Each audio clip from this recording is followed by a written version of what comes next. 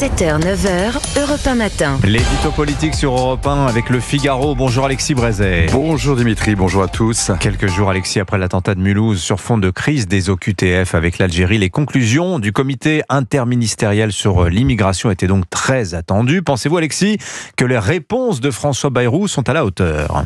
Eh bien, il y a 2 jours Dimitri, je vous disais que j'avais le sentiment que quelque chose, peut-être, allait changer dans l'attitude de la France face à l'Algérie.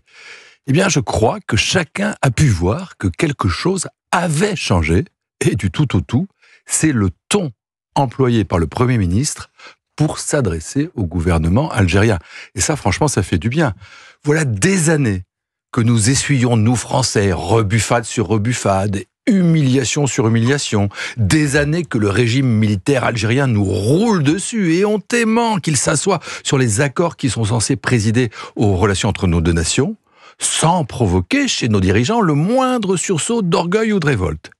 Et voilà hier que François Bayrou, Premier ministre centriste dont on n'attendait pas qu'il casse la baraque, minoritaire de surcroît, voilà qu'il adresse, sous le regard aux anges de Bruno Retailleau, ni plus ni moins qu'un ultimatum au président Tebboune. Parce qu'il ne faut pas s'y tromper. Derrière le ton bonhomme, l'air patelin, et même si évidemment le Premier ministre ne veut pas l'avouer, c'est bien d'un ultimatum qu'il s'agit. Soit vous décidez, dans un délai de 6 semaines, à reprendre vos OQTF, ainsi que le prévoient nos accords historiques, soit la France mettra fin à ces accords. On ne peut pas faire plus simple, ni au fond plus radical. François Bayrou ne lance pas une négociation juridique ou technique, non. Il pose au centre de la table une exigence politique, une exigence de réciprocité, de respect des traités, et sans s'embarrasser de ripostes graduelles, il passe directement à la menace nucléaire, celle d'en finir avec l'accord franco-algérien de 1968. Mais pourquoi menace nucléaire ? Il y a bien d'autres accords entre la France et l'Algérie. Certes, Dimitri, mais celui de 1968, revu plusieurs fois depuis, c'est le père de tous les accords, un totem, une vache sacrée. Il a une importance centrale et décisive dans la relation franco-algérienne. Une importance symbolique tout d'abord. Il est conçu par Alger comme le prolongement des accords d'Évian et perçu par le régime comme une sorte de réparation symbolique, toujours insuffisante, à la colonisation, qui ouvrirait un droit éternel au visa. Il a ensuite une importance pratique pour des millions d'Algériens, en raison des facilités exorbitantes du droit commun dont il leur permet de profiter en matière de titres de séjour, de visa étudiant, de regroupement familial, de mariage, d'installation, de garantie contre les expulsions, etc., etc.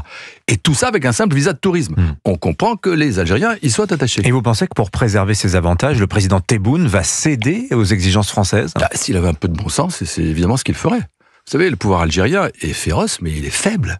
Il a été sérieusement ébranlé par le soulèvement du Irak en 2019-2020 et en vérité, il a tout à craindre des colères du peuple qui, s'il est privé de visa, risque de fort mal supporter les murs de sa prison. Mais bon, voilà bien longtemps que le bon sens, quand il s'agit de la France, a déserté l'esprit des dirigeants algériens. Le plus probable, c'est qu'Abdelmadjid Tebboune se braque, qu'il hurle à la provocation contre le colonisateur honni, et qu'il hurle d'autant plus fort que François Bayrou a commis le crime de mettre la libération de Boualem Sansal dans la balance. Tout cela, François Bayrou le sait. Emmanuel Macron le sait. Parce qu'évidemment, ils se sont parlé, et le Premier ministre ne serait pas parti à la bataille sans l'accord du président. Évidemment, l'un et l'autre souhaitent laisser à l'Algérie la responsabilité de la rupture. Mais en vérité, ils ne peuvent plus reculer. Le coup est parti. Bruno Retailleau a gagné. Depuis hier, la fin de l'accord franco-algérien de 1968 est programmée. L'édito politique sur Europe 1. Merci Alexis Brézet. À la une du Figaro ce matin justement, cet accord de 68, l'ultimatum de Bayrou à l'Algérie. Merci Alexis.